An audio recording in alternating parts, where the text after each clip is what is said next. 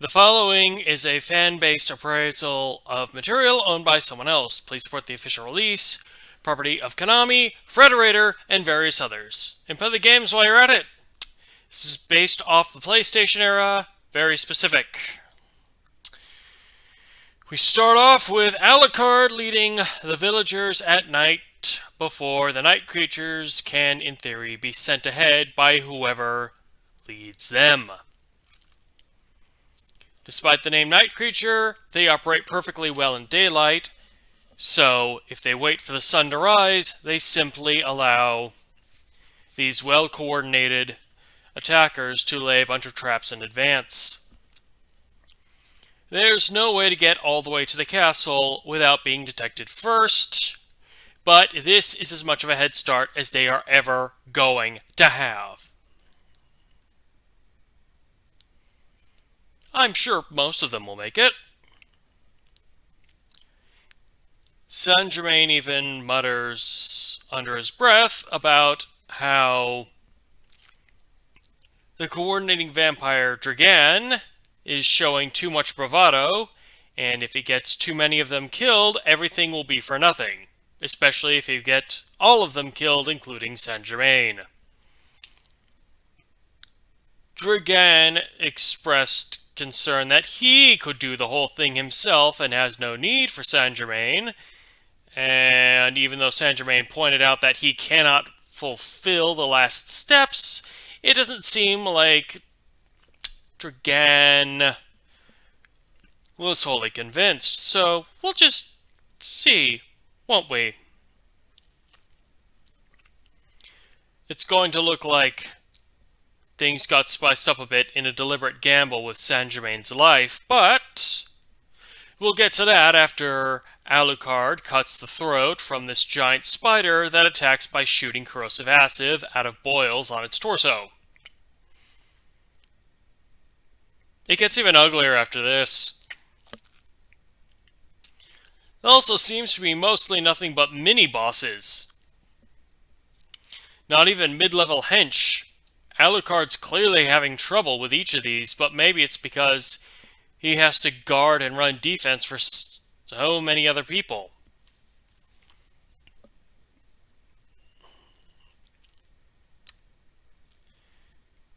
By the way, does anyone remember the meme for the mid-2000s, Boomer Will Live, drawn from Roland Emmerich movies like Independence Day?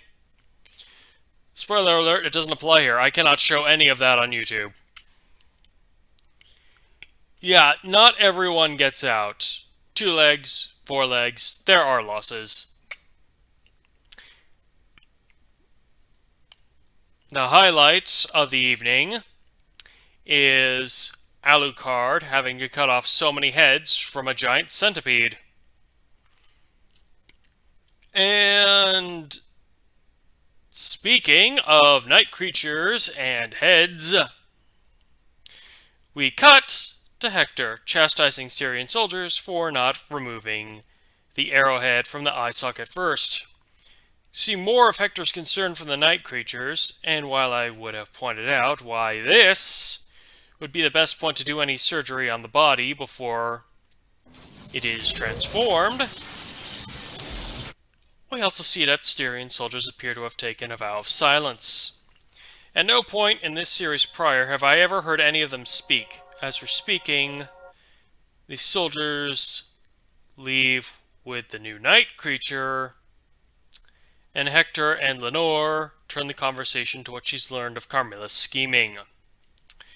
Not just creating a human pen from the castle to the sea, she has displayed maps of the world instead. Have her plans changed, or did she just lie to Lenore? As Hector puts it, just like Dracula lied to me.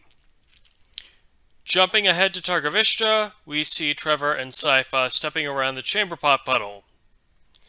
Sypha concedes, in her usual teasing and chiding way, that Trevor was right about her being caught up in a sense of adventure. Now that she's had time to stay in one place long enough to think, she's seeing people in shock and so much in need of doing. So they split up, Sypha taking charge of latrine placement, interrupting Zamfir dragging off food for her invisible king and queen, and clearing out buildings to be ready for the next wave of night creature attacks. While this is going on, Trevor is trying to figure how an underground court hasn't been destroyed yet, since the night creatures themselves are clearly coming from underground. While he's trying to figure out just how massive these catacombs can be, a flying night creature bursts from just in front of them. A single one spells and plan in motion, doesn't it? Where have we ever seen a single one on attack before? I got nothing. The Bat Boy thrusts something to Zamfir's collar. And like that, you've lost me. How did no one check her after they saw her attacked?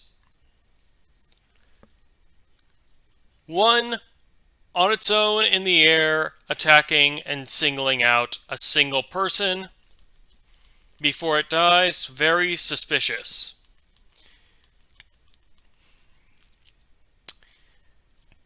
The episode ends on two fronts. One is with Alucard leading the villagers both proverbially and literally out of the woods. As the long night ends on the dawn of a new day, we know they're not safe, but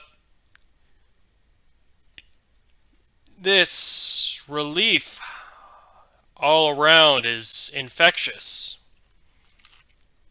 There's some more cute banter about their new surroundings with Saint Germain and Greta, with some input from Alucard. But then things get less cute when we jump to Isaac. We saw him spend, over the previous season, a lot of time and travel developing his own sense of agency. There was no need for him to battle a wizard to claim all those people. No need for him to rebuild a city.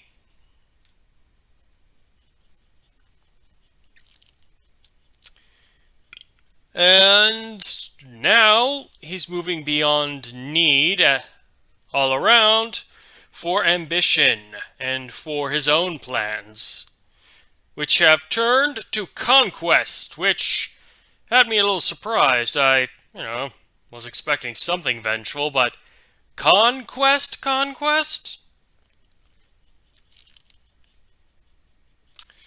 I'm not surprised that he declared Hector the Forge Master his prey exclusively. But there are surprises there for next time. Please like, comment, subscribe.